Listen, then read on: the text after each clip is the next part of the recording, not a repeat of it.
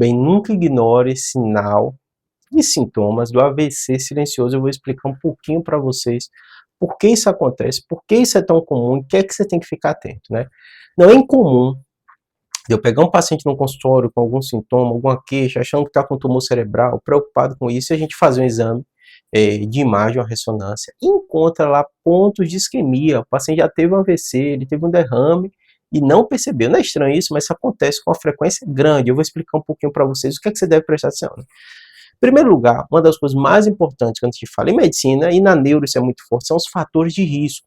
Então, a grande maioria das vezes, os pacientes que têm esse AVC silencioso, né, ele tem fatores de risco muito relevantes para ter um AVC. Quais são esses fatores? Diabetes, tabagismo, pressão alta, colesterol alto, obesidade, sedentarismo. E aí você soma tudo isso e o paciente começa a te referir: eu não sinto nada. Você não sente nada, não teve nada de novo, e aí ele começa a lembrar.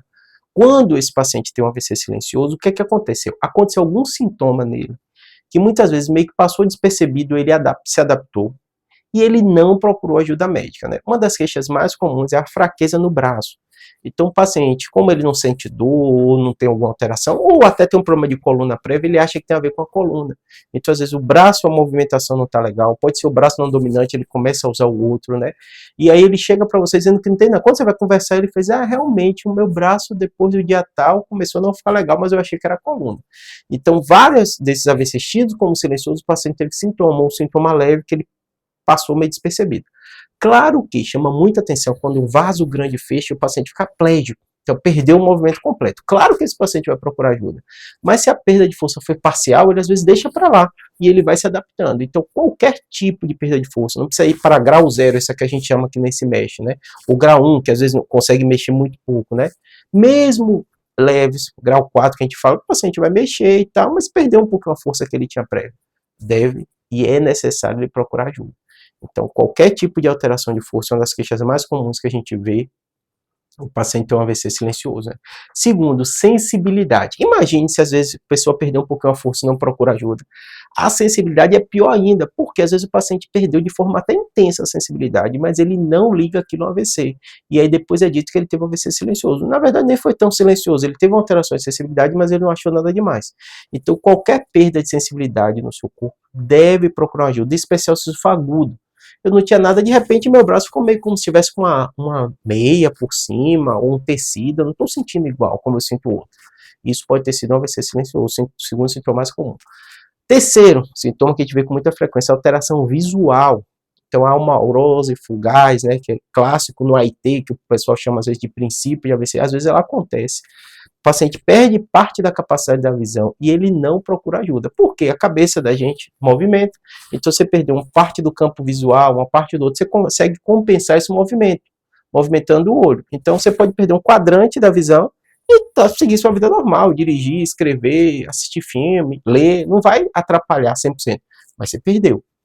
E aí, esses pacientes, às vezes, quando você começa a conversar e você vê a ressonância e acha que é uma área responsável pela visão, começa a perguntar ele: eu tive um problema de vista mesmo, fui no oftalmo e tal, mas você referiu ele que era agudo? Não referia. O médico olhou, não viu nada no olho, mas era lá no cérebro, foi o AVC que ele teve silencioso, né?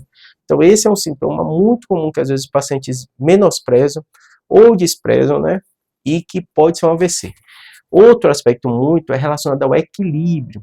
O equilíbrio, muitas vezes, pode estar prejudicado, porque você teve um AVC no cerebelo, e o paciente, às vezes, perde um pouquinho a coordenação, mas não é tão de forma aguda que ele consegue andar, consegue fazer as coisas, mas ele percebe que ele ficou meio desequilibrado.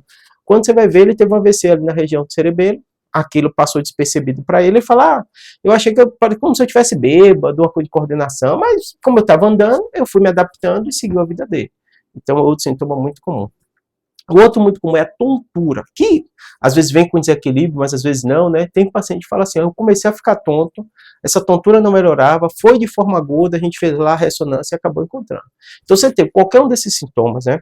Outro muito comum, né? Eu esqueci de falar para vocês, mas não pode deixar, é alteração de fala. Então, às vezes, o paciente, desde a articulação da fala ficou um pouco prejudicado, compreensão ou as palavras faltam um pouquinho, esse também pode ser uma queixa relacionada ao AVC. São áreas muito relevantes no nosso cérebro, que às vezes você tem uma pequena isquemia, mas não é tão grande a isquemia para você perder completamente a função, perde parcial e as pessoas menosprezam, tá bom? Espero que tenha ajudado.